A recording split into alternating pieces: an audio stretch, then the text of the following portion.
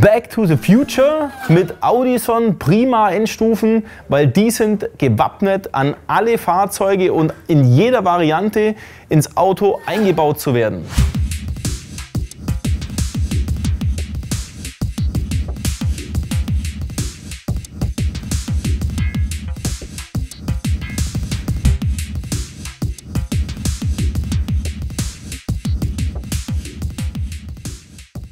Der Funktionsumfang der Prima-Serie ist umfangreich. Ja, ich probiere das Video so kurz wie möglich zu halten und so interessant wie möglich, weil interessant ist es allemal. Wir werden dieses Video jetzt in 3 Teile aufteilen. Der erste Teil wird jetzt sein, dass ich euch mal kurz vorstelle, die Grundvariante, was man damit alles anstellen kann, warum man es braucht, was es für Vorteile hat und was für Kombinationsmöglichkeiten. Der zweite Part, der kommt dann direkt im Anschluss nach dem ersten Part, logischerweise. Der zeigt euch dann, was gibt es sonst noch alles für Endstufen und für Varianten, wie kann ich das alles kombinieren. Und der dritte Part ist dann für die versierten Leute unter euch, die es dann tatsächlich noch interessiert, wie schließe ich das Ganze ganz genau an, was habe ich für Lösungsmöglichkeiten für alle Varianten, die es in Fahrzeugen gibt, ob das ein vollaktives Soundsystem ist oder ob wir einen optischen Leiter im Fahrzeug drin haben, neuere Fahrzeuge, ältere Fahrzeuge, was wir alles mit anschließen können. Eins kann ich euch jetzt schon verraten, es ist unglaublich interessant und ja, wir lösen alles mit der Endstufe. Prozessor-Endstufen eignen sich besonders dann, wenn ich auf Originalradios draufgehe, also von Mercedes, von BMW, von Audi, alles die Fahrzeuge, wo ich heute nicht mehr so leicht sage, naja, bau mal das Autoradio raus, machen wir halt ein vernünftiges Doppeldien rein, mit Cinch-Ausgängen und so, sondern eben das nicht mehr möglich ist. Weil da haben wir dann immer was vorliegen, wo wir gerne ändern würden vom Sound, aber natürlich ich nicht einfach mal das Radio tauschen kann. So, aber wir haben immer die Möglichkeit, mit einer Prozessor-Endstufe alle Varianten und Soundgegebenheiten im Fahrzeug, die halt da sind, auszunutzen, um den Sound abzugreifen, ein vernünftiges Signal zu reproduzieren und eben dann verstärkt auf neue Lautsprecher wiedergeben. Lautsprecher können wir im Fahrzeug so gut wie immer tauschen. Wir können mehr Leistung reinbringen, wir können geile Technik reinbringen in Form von Prozessor-Endstufen. Und was Prozessor-Endstufen so genau drauf haben, da gehen wir jetzt dann genauer drauf ein. Als Ausgangspunkt für dieses Video haben wir uns für die AP4.9 Bit entschieden. Ich denke, das ist die meiste Endstufe, die am meisten dann eben ins Gespräch kommt oder dann zum Einsatz kommt, weil das ist jetzt eine 4-Kanal-Endstufe. Eine 4-Kanal-Endstufe mit 4x70 Watt RMS-Leistung. So, okay, 4x70 Watt, das haben ziemlich viele andere Endstufen auch. Aber jetzt sage ich euch mal ein paar Unterschiede zu anderen Endstufen. Zunächst haben wir jetzt einen Soundprozessor mit drin, und zwar einen digitalen. Das heißt, wir haben hier einen Prozessor drin, der den ganzen Sound managt. Und zwar nicht nur für die 4 Kanäle dieser Endstufe, sondern insgesamt sogar 9 Kanäle ausgangsseitig. Das heißt, wir können hier ein Soundsystem aufbauen und steuern alles über diese Endstufe. Da können wir dann Laufzeitkorrektur machen. Wir haben aktive Frequenzweichen drin. Wir haben den 10-Band parametrischen Equalizer mit drin, was wir auch nur bei großen und hochwertigen Autoradios ebenfalls kennen. Das haben wir alles hier in dieser Endstufe bereits eingebaut. Und die 4 Kanäle, die 4x70 Watt, die können natürlich schon mal mit diesen ganzen Features ausgestattet werden. Und wir könnten jetzt zum Beispiel ein Frontsystem rechts-links und einen Subwoofer damit betreiben, und damit hätten wir mit einer Endstufe schon mal ein ganzes Lautsprechersystem fürs Fahrzeug integriert, oder wir würden sogar fahren voll aktiv 2 Hochtöner, 2 Tieftöner und hätten damit alle Kanäle belegt. Und dann kommt nämlich Punkt 2 zum Einsatz. Und Punkt 2 ist die Flexibilität, meine Endstufenserie so auszustatten, wie ich sie eben brauche. Also wenn ich jetzt sage, ich habe jetzt ein Frontsystem, aber ich will also ein Frontsystem voll aktiv. 2 Kanäle gehen auf den Tieftöner, 2 Kanäle auf den Hochtöner. Aber ich möchte ja trotzdem noch einen Subwoofer haben. Und auch der Subwoofer muss mitgesteuert werden über die ganzen geilen Features, die diese Bit-Endstufe, also wo der Prozessor integriert ist, eben nachzurüsten. Dann hätten wir zum Beispiel jetzt die AP1D. Das ist, nennen wir es mal Slave-Endstufe, also wie der Sklave. Und der Master ist die AP 4.9 Bit. Hier ist der Prozessor eingebaut, der diese Endstufe steuert. Die Endstufe hat im Prinzip kaum Ausstattung drin. Die hat auch nichts anderes zu tun, als das Signal sauber zu verstärken und einen geilen Sound zu produzieren, der ursprünglich aus der AP 4.9 Bit kommt. So, coole Geschichte. Und das Ganze können wir schön stapeln. Da gibt es auch extra ein Rack, wo man das Ganze mit einbauen kann. Und dann hättet ihr zum Beispiel diesen Block, und der fällt immer noch klein aus, wo ich jetzt schon insgesamt 5 Kanäle habe und über die AP1D, also der Monoblock, bis zu 540 Watt reine RMS-Leistung dann noch für den Woofer habe. Also das heißt, in der Variante hätten wir schon ein massives Frontsystem von der Power her mit insgesamt 140 Watt pro Seite und nochmal 540 Watt RMS-Power für den Subwoofer. Und das ist jetzt alles in so einem Block drin. Wir kommen nachher noch zur weiteren Erweiterung mit der AP4D. Das sind noch weitere 4 Kanäle. Aber zunächst mag ich euch jetzt mal sagen, warum die trotzdem noch was Besonderes ist. Wir haben hier extrem kleine Bauform. Und Audison, muss ich sagen, hat sich da echt ins Zeug gelegt mit den logischen Sachen, was wir alles so brauchen. Wir haben in Zukunft viel mehr Energieprobleme in Autos. Das kommt spätestens dann mal zum Tragen, wenn wir Elektrofahrzeuge haben. Und das ist ja gar nicht mehr so weit hin. Deswegen machen wir uns heute schon Gedanken, was brauchen wir denn für Verstärker, die mit dem ganzen Energiemanagement im Fahrzeug aus sich super arrangieren und eben kaum Strom brauchen. Das sind Volldigital-Endstufen, das heißt, hier wird kaum noch Wärme produziert. Also klar werden die noch warm, aber lang nicht so heiß wie früher die Analog-Endstufen, die mehr Wärme produziert haben, als die Leistung in den Lautsprecher reingeschickt haben. Also wir haben hier von der Bauform her extrem effiziente Endstufen, die sogar ein Energiemanagementsystem, ein Limiter eingebaut haben, für wenn ich mal ein Fahrzeug haben sollte, wo extrem sparsam mit dem Energiehaushalt gehaushaltet werden muss. Ich kann hier einen Limiter reinmachen, der zum Beispiel der Endstufe sagt, maximal 10 Ampere Stromaufnahme und dann geht nicht mehr. Ja, dann habe ich zwar eine leichte Leistungsminderung, aber die sich in der Praxis gar nicht so stark bemerkbar macht. Also ich habe natürlich gegenüber Vollgas aufdrehen, immer volle Leistung drauf, habe ich natürlich schon eine kleine Klangdifferenz und auch Leistungsdifferenz, die man hört, aber eben nicht so stark, dass man jetzt sagen muss, jetzt brauche ich gar nichts einbauen, sondern ich habe einfach meinen Strombedarf auf 10 Ampere reduziert. Das ist unglaublich geil, was da schon an Technik drin steckt. Wir haben ja einen Prozessor mit 9 Kanälen.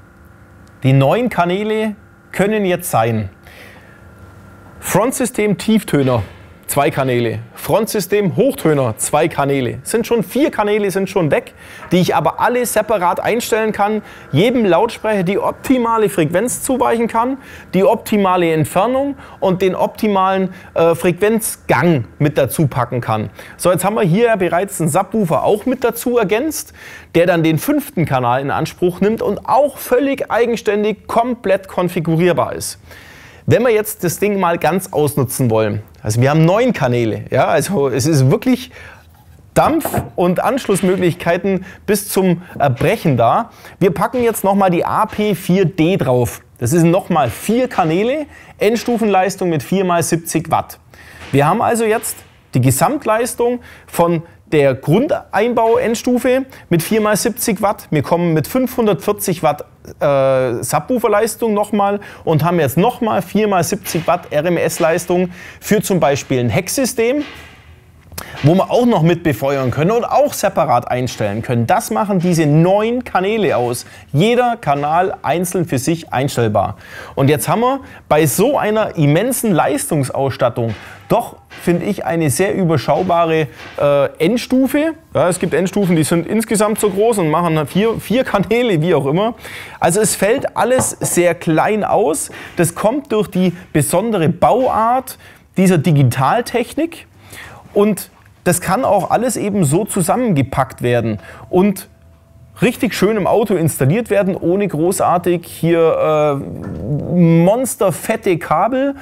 Man muss natürlich auch sagen, 4x70 Watt hört sich ja jetzt auch nicht so viel an. Es gibt Endstufen mit 4x200 Watt und was weiß ich was alles. Aber man muss jetzt mal sehen, wir sind praxistauglich. Wir brauchen praxistaugliche Werte mit 70 Watt RMS-Leistung für einen Lautsprecher. Das ist eigentlich wirklich genug. Wenn wir das jetzt auch noch voll aktiv fahren, also auch der Hochtöner 70 Watt abkriegt und der Tieftöner 70 Watt, dann haben wir ja schon mal pro Kanal eigentlich 140 Watt. Also pro rechts vorne zum Beispiel. Ja?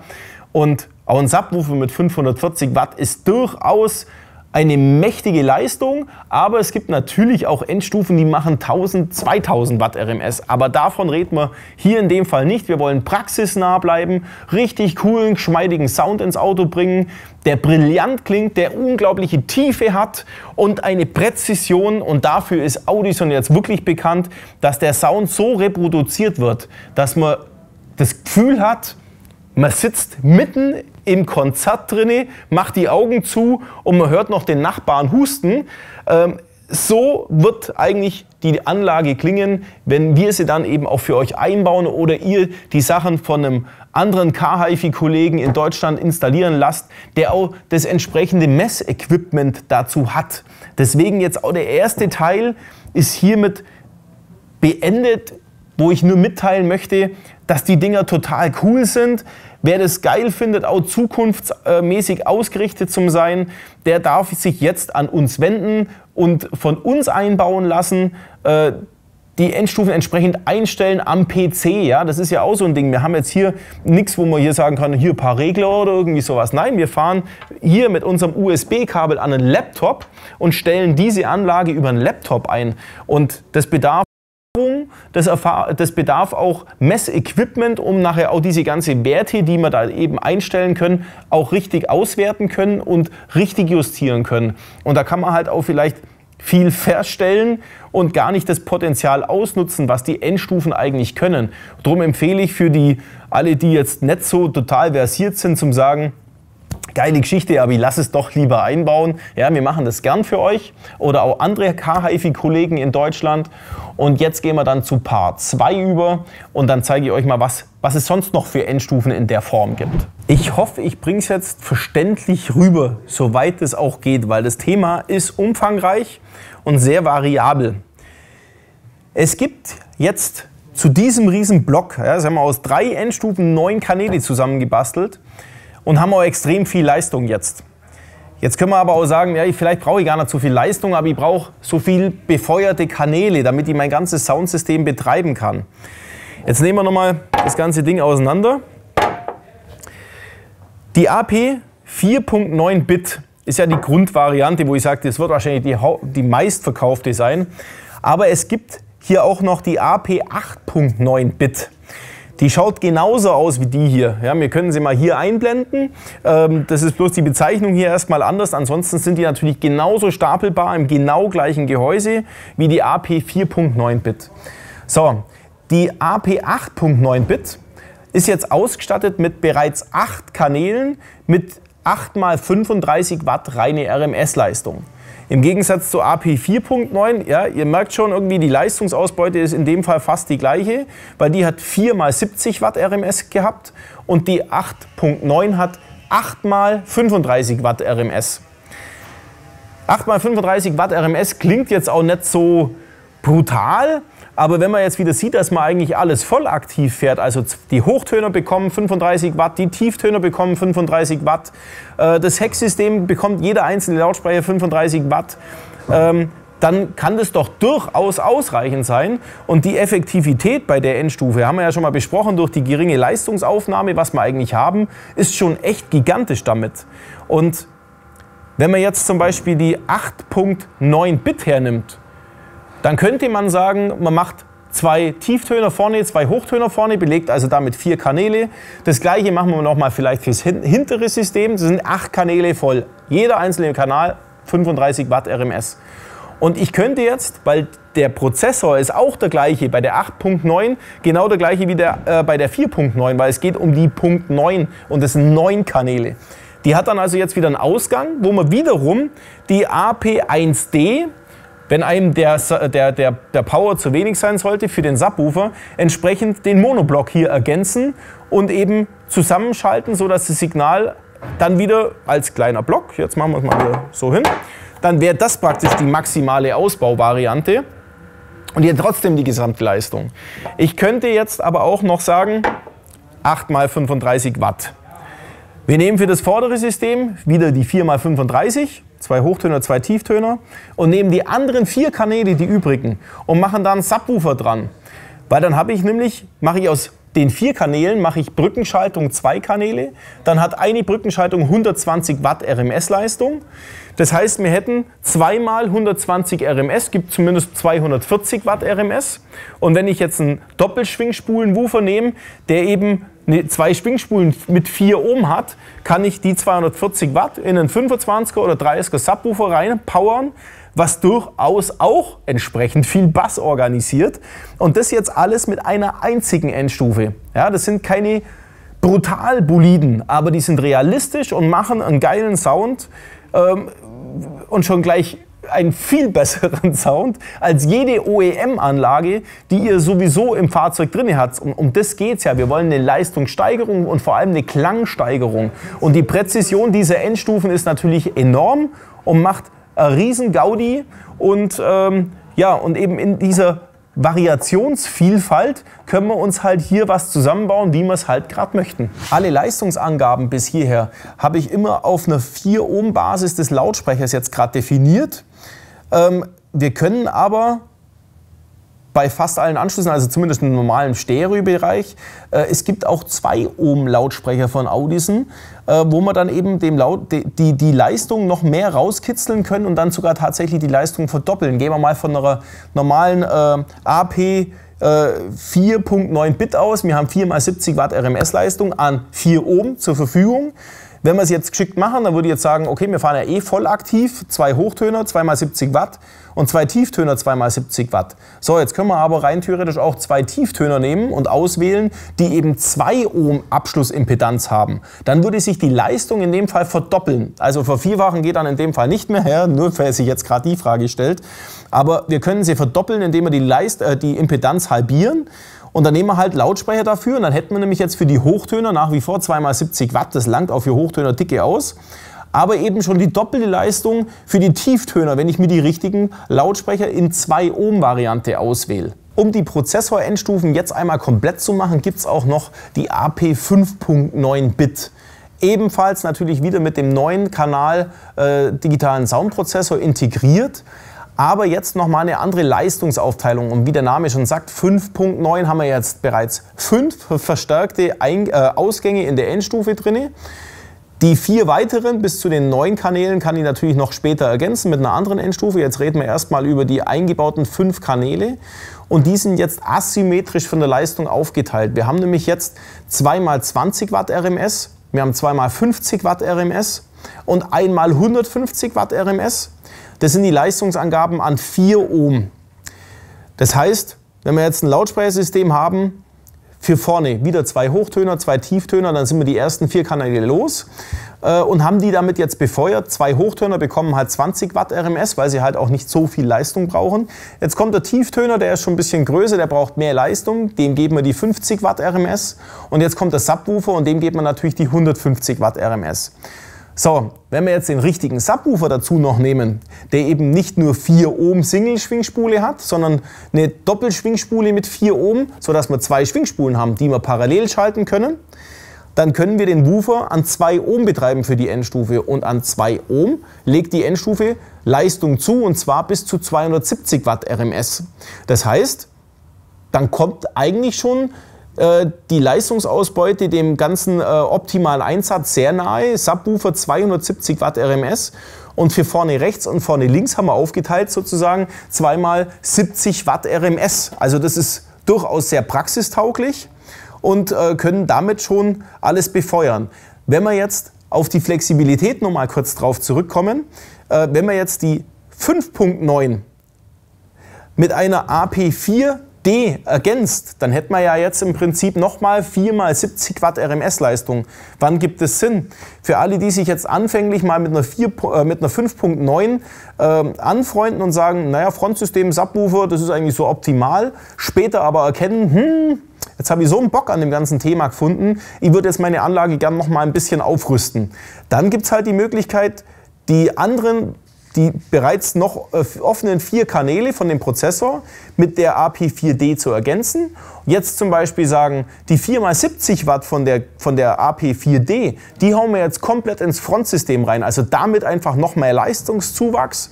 Und wir ergänzen zum Beispiel ein Hecksystem, wieder voll aktiv. Dann haben wir fürs Frontsystem 4 x 70 Watt zur Verfügung, 2 x 70 Watt für die Hochtöner, 2 x 70 für die Tieftöner.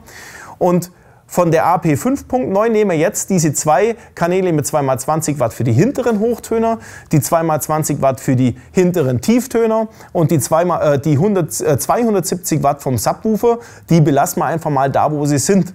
So, also ihr seht schon, das Thema ist unheimlich umfangreich, flexibel und modular aufbaubar. Also ihr braucht vielleicht uns als Berater auch noch mit dazu, wie eure Anlage dann aussehen mag. In jedem Auto, es gibt ja auch andere Möglichkeiten. Wir beraten euch da gern und hoffe für alle, die jetzt bis jetzt schon mal zugeschaut haben, bei denen mag ich mich erstens mal bedanken und ich hoffe, da war was für euch dabei als Inhalt, was es alles gibt.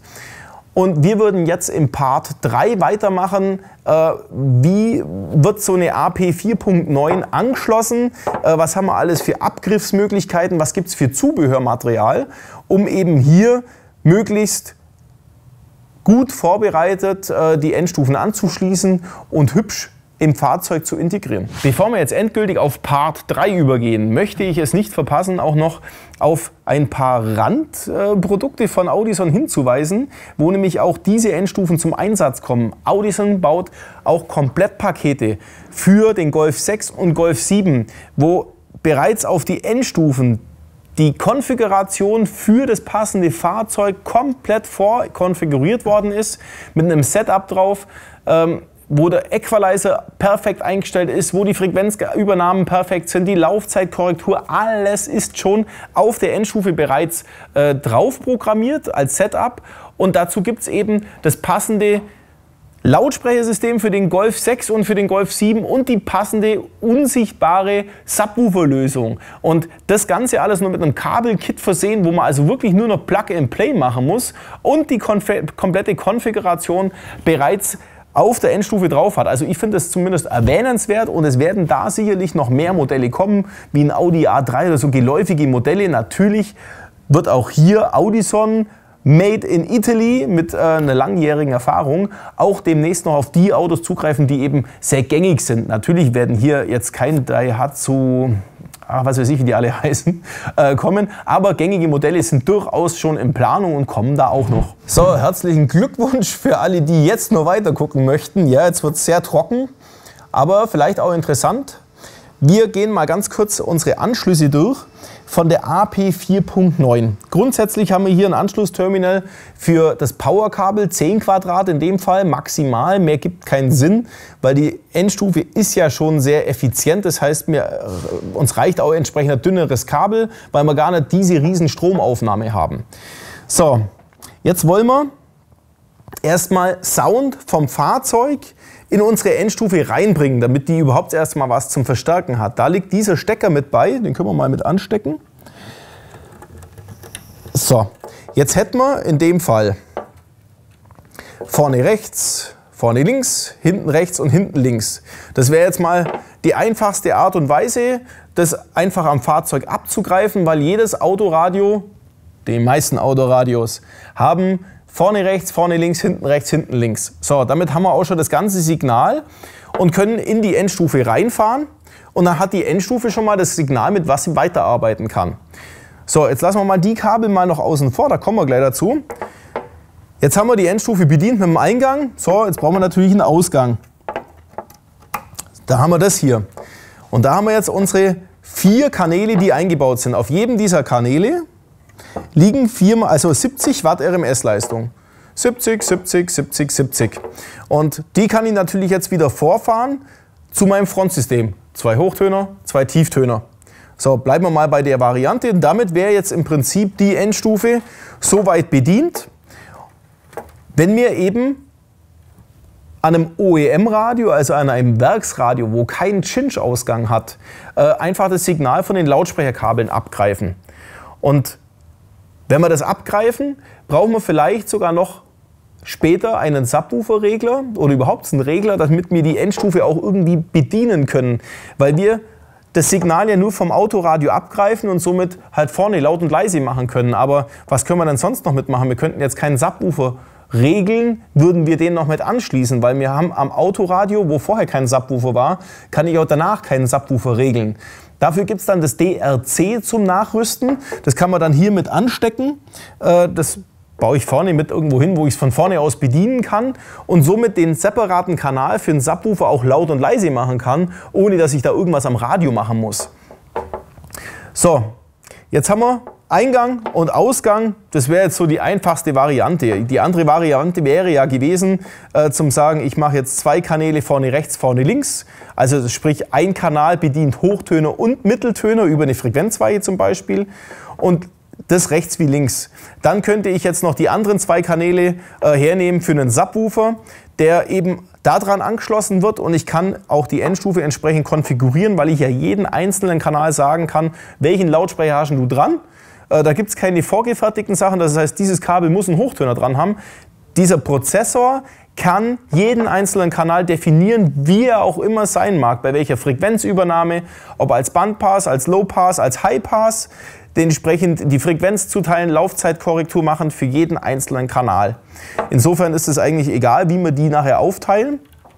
So, hätten wir jetzt vorne rechts, hinten rechts, vorne links, hinten links, nur angeschlossen, hätten wir jetzt auch einen weiteren AUX-In frei, wo wir was auch immer dran anschließen können. Ja? Das ist ein weiterer Eingang, den wir nutzen können, um weitere Signale dran anzukoppeln und als eigenen Eingang zu definieren, sozusagen als neue eigene Quelle. Wir haben hier noch ein Remote In und ein Remote Out. Wann brauchen wir denn das? Ein Remote In brauchen wir nur dann, wenn wir sagen, wir haben ein Autoradio, wo Cinch-Ausgänge hat und ich fahre mit Cinch-Ausgängen nach hinten. Was ja nur dann ist, wenn ich einen Alpine, einen Kenwood oder irgendwie sowas jetzt im Fahrzeug drin habe, das Cinch-Ausgänge hat. Und dann haben diese Radios auch eine Remote-Leitung, also einen Remote-Ausgang, wo 12 Volt führt, wenn das Autoradio angeschalten wird. Und dafür habe ich jetzt hier einen Remote-In, damit die Endstufe dann anschaltet, wenn das Autoradio an ist und die Cinch-Leitungen dran angeschlossen sind. Cinch-Leitungen kommen wir gleich nochmal dazu. Dafür ist es eigentlich ja gar nicht wirklich gedacht, weil wir ja hier aufs OEM-Radio draufgehen. Aber haben wir ein anderes Radio drin mit Cinch-Ausgängen, können wir das alles dran anschließen. Mit einem anderen weiteren Adapter, komme ich gleich nochmal dazu. Und wenn ich einmal die Remote-Leitung angeschlossen habe, bei einem Kenwood-Radio mit Cinch-Ausgängen zum Beispiel, dann schaltet die Endstufe im entsprechenden Moment an, wenn ich das Autoradio anschalte. Wir haben ein Remote Out für die anderen Verstärker, die ich ja eventuell ergänzen kann, wo ich dann eben dieses Remote Out nutzen kann, um die anderen Endstufen in dem Moment auch anzuschalten. So, und jetzt kommen wir dazu, wann brauche ich dieses Remote-Kabel vielleicht nicht, zumindest nicht bei der AP 4.9, weil wenn ich mit einem High-Level-Signal, also mit dem Lautsprecherausgang eines originalen Autoradios, wenn ich da mein Signal abzapf und draufgehe, das wäre nämlich die ganz normale Variante, wenn ich jetzt aufs Originalradio draufgehe. Weil anhand von dieser Leistungsschwankung hier drauf erkennt die Endstufe automatisch, dass sie anschalten soll. Also brauche ich kein Remote mehr. Ein OEM-Radio hat auch in der Regel keinen Remote-Ausgang mehr, weil die sonst gar nichts mehr steuern. Jetzt kommen aber wir und wollen ja die Endstufe. Die Endstufen sind so intelligent und schalten jetzt an, sobald das Signal vom OEM-Radio auch anliegt, läuft die Endstufe. Und der Remote Out, der geht eben genauso dann weiter zu den nächsten Endstufen, wenn es ja schon bereits erkannt hat, dass er anschalten soll. So, das wäre jetzt noch eine relativ einfache Anschlussweise vom Autoradio zur Endstufe. Jetzt kommt aber noch ein weiterer Gimmick, und zwar eine Summierungsfunktion. Und die gibt dann auch noch Sinn, wenn wir jetzt zum Beispiel ein vollaktiv BMW, was weiß ich was, egal was kommt in Zukunft. Jetzt gibt es ja originale Soundsysteme von Audi, von BMW, von Mercedes, wem auch immer, wo zum Beispiel der Hochtöner tatsächlich nur noch das Hochtonsignal bekommt. So wie es bei uns eigentlich hier später auch der Fall ist. Aber früher war es halt so, der Hochtöner hat halt irgendwie das ganze Signal bekommen, hat aber einen kleinen Kondensator davor gehabt und hat halt dann nur noch das gespielt, was er danach bekommt. Aber das Signal war erstmal das Ganze. Jetzt kommt aber an den Hochtöner schon nur noch ein Hochtonsignal, an den Mitteltöner ein Mitteltonsignal und an den Tieftöner ein Tieftonsignal. Und im blödsten Fall haben wir noch lauter Loudness-Funktionen mit drin vom Original-Autoradio, wo auf das Soundsystem abgestimmt ist, uns aber kein lineares Signal, weder am Hochtöner, Tieftöner noch am Subwoofer, ein vollwertiges Signal von 20 Hertz bis 20 Kilohertz und zwar linear wiedergibt. Das ist alles schon mal nicht da. So, unsere AP 4.9 Endstufe mit dem Prozessor hat die Möglichkeit, alle Eingänge zu nehmen. Wir fahren praktisch als Eingang, vorne rechts und vorne links. Hochtöner fahren wir jetzt rein. Nehmen wir mal das Hochtonsignal.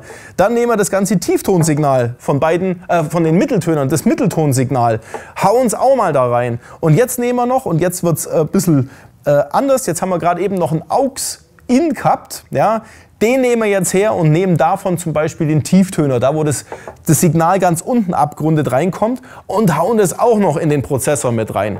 Und unser Prozessor hat einen eingebauten Eingangsequalizer und mischt jetzt alle Signale so zusammen, dass es zum Schluss wieder ein vollwertiges lineares Signal ist, mit dem wir jetzt dann arbeiten und dann wieder zu den Lautsprechern weitergehen. Und das ist halt schon sehr geil. Das ist das, was ich gemeint habe. Mit der Endstufe, mit der Endstufe und dem Prozessor ist es möglich, an eigentlich allen bekannten Soundsystemen in welcher Form auch immer drauf zu adaptieren, um den Sound einfach besser zu machen, wenn man das möchte. Audison ist sogar so weit gegangen, dass die sagen, pass mal auf, es gibt sogar Autos, die heute so schlau sind, wenn wir einen Lautsprecher abstecken und sozusagen hier soundmäßig reinfahren, das Soundsystem erkennt, da hängt jetzt kein Lautsprecher mehr dran, wie gerade eben, ich schalte mal den Sound ganz ab. Das wäre ja auch doof, ja, weil dann haben wir auch kein Soundsignal mehr an unserem Eingang vom Autoradio, von unserem Prozessor, vom Autoradio. Und jetzt müssen wir das Autoradio ein bisschen austricksen und dafür hat sich Audison extra den APS ausgedacht für den Prozessor. Der lässt sich nämlich anstecken, so, tschakka, und der imitiert jetzt einen Lautsprecher, dass auch das Autoradio wieder denkt, ist ja alles gut, Lautsprecher hängen alle dran, Sound raus, ja, den brauchen wir ja schließlich, um hier reinzufahren. Selbst für solche Sachen hat Audison sich einen Kopf drüber gemacht und sehr genial gelöst. Als weitere Anschlusshilfe für die Installation an das OEM-Radio hat sich Audison auch einen netten Kabelkit einfallen lassen. Das ist der AP 260 P&P wie Plug and Play für In und Out. Ja, es klingt jetzt alles ein bisschen kompliziert, aber mal was das ist. Wir haben hier ein Kabel, das ist jetzt 2,60 Meter lang. Übrigens gibt es das auch als AP 560 P&P In und Out. Dann ist es halt 5,60 Meter lang. Ja. Das macht mir Folgendes. Ich habe jetzt hier zwei ISO-Stecker. Und zwar einen Stecker und eine Buchse. Das heißt, wenn ich ein Autoradio habe mit ISO-Anschluss, dann kann ich jetzt den ISO-Anschluss auftrennen, stecke das am Autoradio ein und habe sozusagen hier schon mal meine 4 Kanäle, Front, Rear, rechts und links, und kann damit hinterfahren, und das ist bereits an dem Stecker schon so weit angeschlossen, dass ich den hier gar nicht brauche und gleich den hier mit einstecke. Nur so rum. So, was haben wir nämlich jetzt? Wir haben jetzt vorne am Autoradio mit einem Stecker bereits am Autoradio unser Signal geholt, sind jetzt direkt schon in der Endstufe drin. Und weil ja wir meistens dann wieder zu den Original-Lautsprecher zurück möchten, den wir gerade eben am Autoradio abgesteckt haben, kommen wir hier vorne wieder mit dem Kabel von hier zurück vor bis zum Autoradio und docken uns da wieder an, wo die Lautsprecher wieder weiter zum Auto gehen, und können unsere ganze Leistung hier, und das sind unsere Kabel hier, das sind genau die gleichen 4 Kabel, jetzt aber für den verstärkten Bereich, aus unserem Lautsprecherausgang. Das heißt, wir können unsere 4x70 Watt jetzt hier entsprechend verbinden. Da machen wir halt ein paar Quetschverbinder drauf und können jeden einzelnen Kanal fahren. Und damit haben wir eigentlich hier eine recht easy Verbindung zwischen Sound abgreifen und Sound wieder zurückschicken zum Autoradio, zu den Lautsprechern. Und wer sagt, naja, also ich mache ja nur vorne rechts und vorne links und einen Subwoofer mache ich separat. Ja gut, dann nehme ich halt nur vorne rechts und vorne links. Nehme meine 2 Kanäle, die ich brauche. So, 2x70 Watt für vorne rechts, vorne links. Schließe ich halt die 2 nicht mehr an und fahre damit direkt zu meinem Subwoofer. Also ich hoffe, das ist so ein bisschen einleuchtend, was ich jetzt gerade erzähle, aber die Varianten geben durchaus Sinn, sich mit so einem Kabel hier das Leben einfacher zu machen, weil ich halt auch nur ein einziges Kabel von vorne nach hinten legen muss, um das zu realisieren. Schaut natürlich auch sauber aus. Wer jetzt sagt, ist ja schön und gut, das Kabel gefällt mir ganz prima, aber ich habe ja keine ISO-Anschlüsse mehr drin, ich habe ein Autoradio. Das schaut anders aus von den Anschlüssen her. Es gibt Quadlock-Anschlüsse, es gibt von Toyota, jeder hat irgendwie einen anderen Anschluss drin. Da gibt es spezielle Kabelkits, T-Kabelsätze nennen die sich.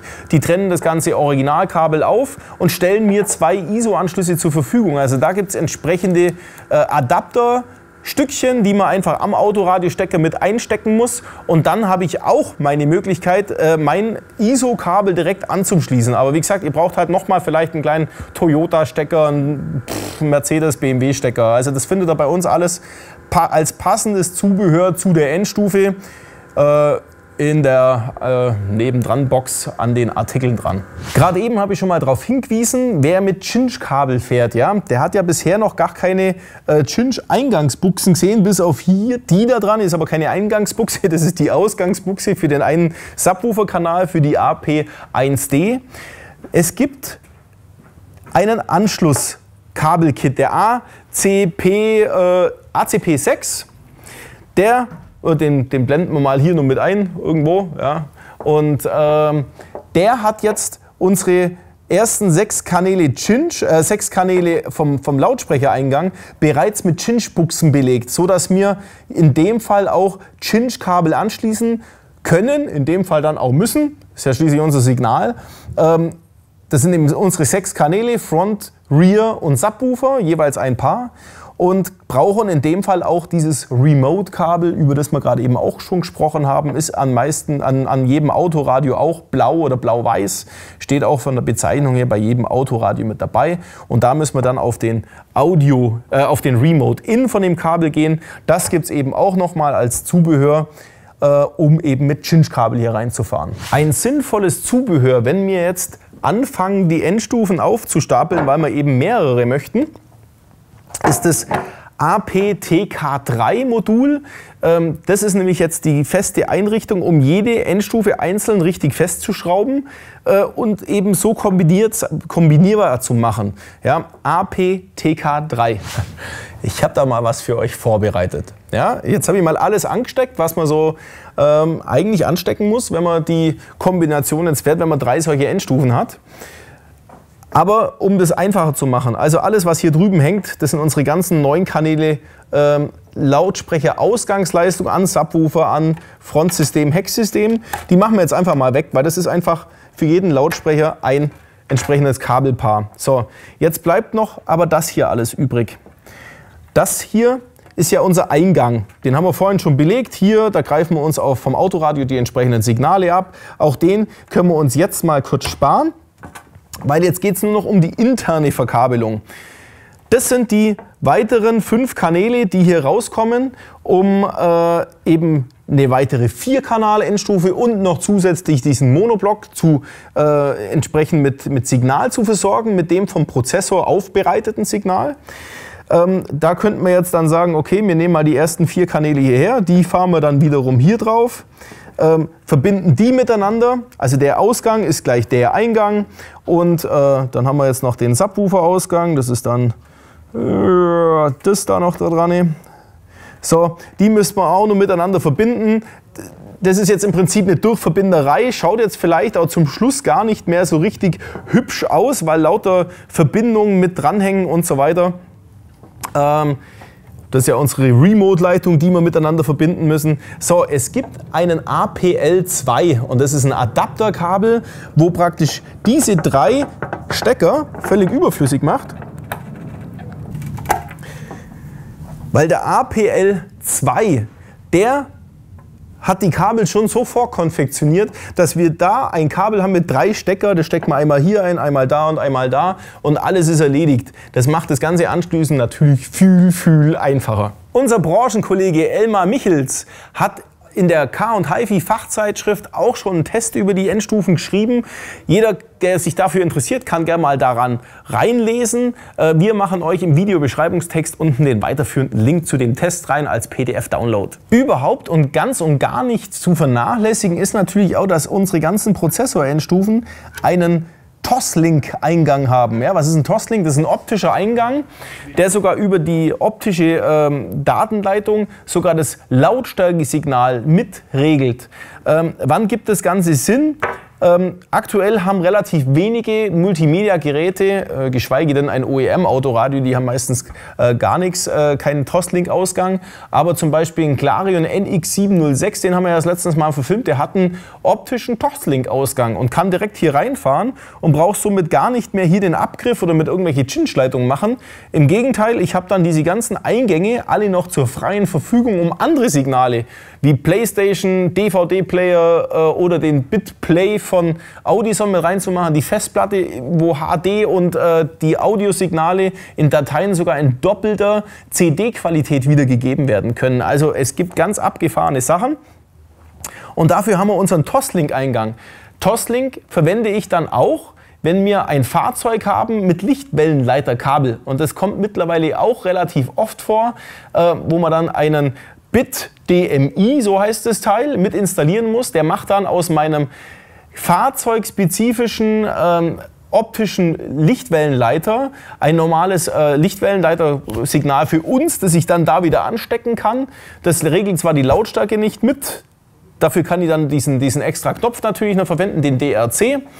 Und kann aber eben das Ganze optisch abgreifen und auch hier eben optisch reinfahren. Nicht zu vernachlässigen. Die Prozessor-Endstufen von Audison haben sogar einen extra Schalter für das Upgrade, wenn ich zum Beispiel irgendwann mal eine neue Firmware auf den Prozessor aufspielen mag, dass mir da nicht versehentlich mal was passiert und sagt, okay, ich bin in der Software drin, am PC, und da steht irgendwas von Upgrade, klick mal drauf, dann fährt irgend so ein Update hoch und brech's dann ab.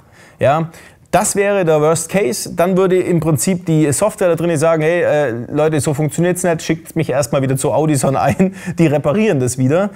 Da ist ein extra Schalter eingebaut, der erst, wenn der umgelegt wird, also ich ganz bewusst jetzt ein Upgrade, also ein Update auf die Endstufe drauf fahren mag, aktiv einschalten muss und erst dann funktioniert das Ganze überhaupt. Also soweit für die Schutzmaßnahmen, damit alles weiter funktioniert wie bisher, macht sich Audison echt einen richtig geilen Kopf. Dem jetzt die Slave, also die Sklaven-Endstufen, so besonders gut vielleicht auch gefallen und sagt, na, ich will mir ein bisschen Geld sparen. Mein Autoradio hat ja eigentlich schon Laufzeitkorrekturen, Equalizer und aktive Frequenzweichen mit dabei und hat Cinch-Ausgänge. Also ich rede nicht von OEM-Radios. Also wenn ihr die Slave-Endstufen einzeln verwenden wollt, ja, was durchaus Sinn macht, wer eben tatsächlich auch Strom sparen mag, höchst effizient arbeiten mag und natürlich einen geilen Sound haben mag, der kann die Endstufen tatsächlich auch verwenden, aber er braucht zwangsläufig ein Autoradio, das eben diese Cinch-Ausgänge hat und aktive Frequenzweichen, weil die haben ja hier soweit nichts eingebaut, die machen bloß